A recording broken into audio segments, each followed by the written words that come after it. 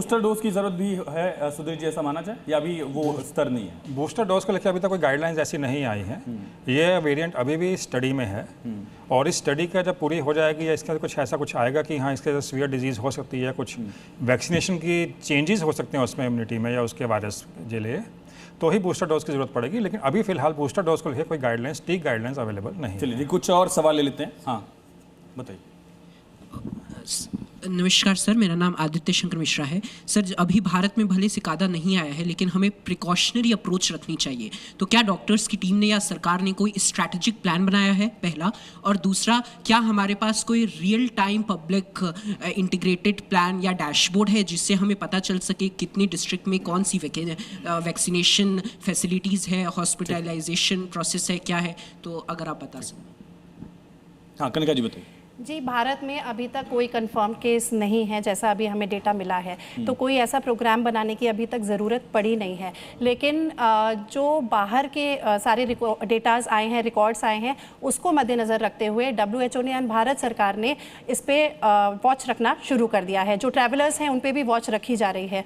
तो जब जैसे जैसे केसेस आएंगे उस हिसाब से टीम बनाई जाएगी। राजीव जी, मेरा सवाल आपसे, फिलहाल शुरुआती दौर में एशिया में उतने केसेस रिपोर्ट नहीं किए गए हैं, क्या ये इस हिस्से में भी देश दुनिया के पहुंच सकता है? ये आशंका जाहिर की जा रही है। जब भी हम किसी भी इन्फेक्शियस डिजीज, खासकर वायरस इन्फेक्शन की बातें करते हैं, तो कभी भी किसी भी देश में पहुंच सकता है। जानते हैं कि ग्लोबली इतनी ट्रेवल्स पैसेंजर्स आते जाते हैं, और क्योंकि ये कम्युनिकेबल डिजीज होता है तो ये हमेशा आशंका बनी रहती है, और इसीलिए सावधानी भी आवश्यक है कि आप अपना सावधानी रखें और क्राउडेड और काफ़ी भीड़ भाड़ इलाके से बचें, अपने इम्यूनिटी पे वर्क करें। सो यस, ये कभी भी फैल सकता है, और अभी हम इसको देख रहे हैं, जैसे कि इंडिया में इसमें रिपोर्टेड केसेस अभी नहीं आए हैं, तो यहाँ अभी कोई चिंता की बात तो नहीं है। ट्रैवल रिस्ट्रिक्शंस को लेकर अभी तो कोई गाइडलाइन नहीं है, लेकिन क्या लोगों को ख्याल रखना चाहिए कि इस देश की यात्रा करने से बचे शुरुआती दौर में, ऐसा कुछ? मुझे लगता है अभी तो जियो पोलिटिकल इशूज के हिसाब से मिडिल ईस्ट से बचना चाहिए। इस वायरस से तो अभी हम वायरस से पहले बारूद से बचिए, आप ये कहना चाह रहे हैं? जी जी ठीक है। मनोज सर, मेरा सवाल आपसे, जो लोग पहले से ही इन्फेक्टेड थे कोविड से, उनमें तो एक नेचुरल इम्यूनिटी है, तो वो लोग थोड़ा सा रिलीफ महसूस कर सकते हैं क्या?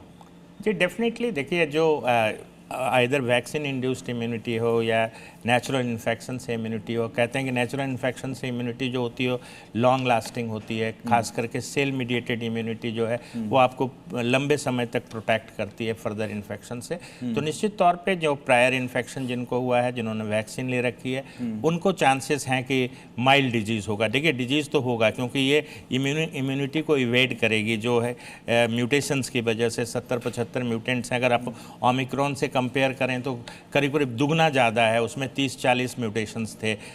तो मुझे लगता है कि इन्फेक्शंस होगा उनको भी, बट माइल्ड होगा।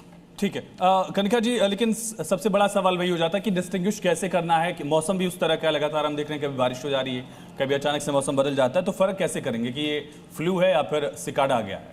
जी, फ़र्क करने से पहले हमें प्रिकॉशन बरतने होंगे, क्योंकि हमें पता है कहीं ना कहीं ये डिज़ीज़ बाहर है तो भारत में आ सकती है। तो precaution is better than cure. पहले आप प्रिकॉशनरी स्टेप्स ले सारे, जैसा हमने डिस्कस किया था। सेकेंडरी, इसके जो मेन सिम्टम्स, जैसे मैंने बताया, सीवियर स्टैबिंग, थ्रोट पेन होगा, और इसके साथ साथ रनिंग नोज़, जो नॉर्मल कोविड के सिम्टम्स थे, फीवर, हेडेक, बॉडी एक थोड़ा ज़्यादा पाया जा रहा है। Loss of smell and taste थोड़ा सा कम है आजकल इस वायरस में, सिकाडा में, लेकिन पहले लॉस ऑफ स्मेल और टेस्ट पहले आता था, जो हमारे पहले वेरिएंट्स थे।